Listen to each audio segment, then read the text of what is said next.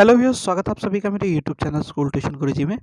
आज हम बात करें कार्यपत्रक 34 की, जो कि 25 नवंबर के लिए जारी किया गया है। कक्षा 8 का विज्ञान विषय का कार्यपत्रक है। बच्चे अपना नाम लिखेंगे और अपने कक्षा अध्यापक का नाम लिखें। बच्चा, हमारा पाठ चल रहा है जंतुओं में जनन, और आज हम इसमें पढ़ेंगे जनन के बारे में। तो चलिए बच्चों, देखते हैं, जानते हैं, समझते हैं कि आज के पाठ में आपके लिए क्या खास और आज का कार्यपत्रक आपको क्या बताना चाहता है। तो बच्चों, जब हम बात करते हैं जंतुओं में जनन की, तो हम सभी जानते हैं कि किसी भी जंतु में पाचन, परिसंचरण, उत्सर्जन और श्वसन आदि जैसे जैव पराक्रम हर जीव में उत्तरजीविता या जिंदा रहने के लिए आवश्यक है। इसी तरह एक पराक्रम है जो कि कहलाता है जनन। ये जीवों की जाति की निरंतरता को बनाए रखने के लिए आवश्यक होता है। जैसे जिंदा रखने के लिए ये पहले वाले आवश्यक है, वैसे ही जीवों की जाति को निरंतरता को रखने के लिए जनन आवश्यक है। अब अगर हम कहें कि क्या होगा अगर जीव जनन ना करे तो देखते हैं क्या हो सकता है। तो ये बात हम सभी जानते हैं कि कोई भी जीव अमर नहीं होता। तो सभी जीवों का अपना एक जीवन काल होता है, जन्म लेते हैं और मरते हैं। ये कैसे सुनिश्चित होता है कि प्रकृति में जीवन चलता रहे? तो जीवन की निरंतरता के लिए कोई पराक्रम तो होना चाहिए।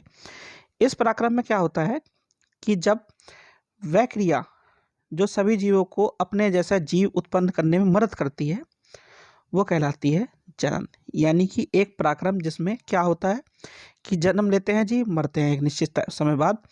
तो जो जन्म ले रहा है वो जीव, नया जीव जो जन्म ले रहा है, उस पराक्रम को हम क्या कहते हैं? जनन कहते हैं बच्चों। अब यह क्रिया ना केवल मनुष्य बल्कि सभी जंतुओं, पेड़ पौधों, एकल कोशिकीय के जीवों के लिए भी आवश्यक है। यह पराक्रम हर जीव की जाति की निरंतरता को सुनिश्चित करता है और जीवन को विलुप्त होने से क्या करता है? बचाता है। अच्छा, इसमें एक छोटी सी टेबल दी हुई है बच्चों, जरा इसे देख लेते हैं हम। आपने अगर ध्यान दिया हो तो जंतु और उसके बच्चे, मनुष्य क्या करता है? शिशु को जन्म देता है। बिल्ली बिलौटे को जन्म देती है। कुत्ता पिल्ले को जन्म देता है। तितली लार्वा जिसे बोलते हैं हम, उसे जन्म देता है। मुर्गी चूजे को जन्म देती है। गाय बछड़े को जन्म देती है। और जो मेंढक है वो टैडपोल जो होता है उसे जन्म देता है। अब इनके नाम भले ही अलग अलग हो, अगर आप ध्यान दें तो आम के पेड़ से आम का पेड़ ही बनता है। बिल्ली से जो बच्चा जन्म लेगा उसका नाम भले ही अलग हो, लेकिन बिल्ली को ही जन्म देगी वो। यानी विभिन्न जंतु अपने जैसे ही बच्चों को जन्म देते हैं, और इसी तालिका को हमने इसमें पूर्ण करके देखा। अब बात करते हैं जनन की विधियों की बच्चों। तो जब हम बात करते हैं जनन की विधियों की, तो जनन की दो तरह की विधियां होती हैं, एक होती है लैंगिक, दूसरी होती है अलैंगिक। तो कौन इन विधियों को जरा पढ़ लेते हैं। पहली विधि है लैंगिक। जब नर युग्मक और मादा युग्मक के संलयन द्वारा जन्म को होता है तो उस तरह के जनन को हम लैंगिक जनन कहते हैं बच्चों। इस क्रिया में दो जीव, नर और मादा, मिलकर एक नई संतति को या एक नई जीव को जन्म देते हैं। अगला है अलैंगिक जनन। वह जनन जिसमें सिर्फ एक जीव भाग लेता है, चाहे वो नर मान लो या मादा मान लो, कोई एक जीव ही भाग लेता है और वो अपने जैसा नया जीव बनाता है, तो उसे कहते हैं अलैंगिक जनन बच्चों। तो यह तो बात हुई बच्चों आपके कार्यपत्र की। अब जरा प्रश्न उत्तर देख लेते हैं। पहला प्रश्न है, जनन को परिभाषित कीजिए। तो ये क्या है? वह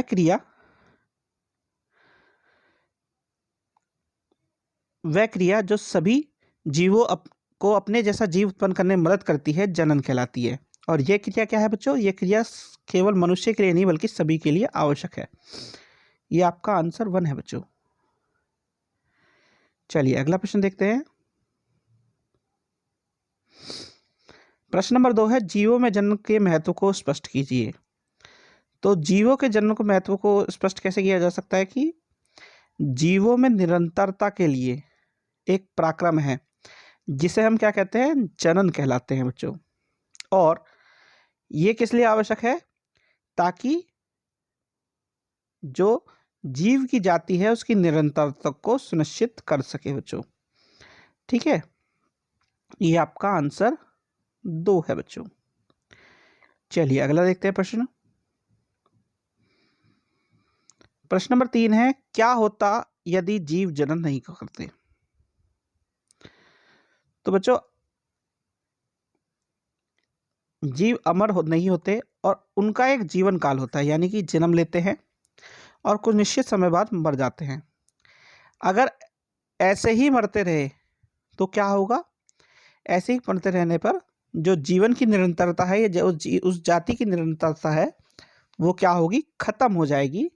इसी वजह से जीवों में जन्म आवश्यक है बच्चों। ये आपका आंसर 3 है।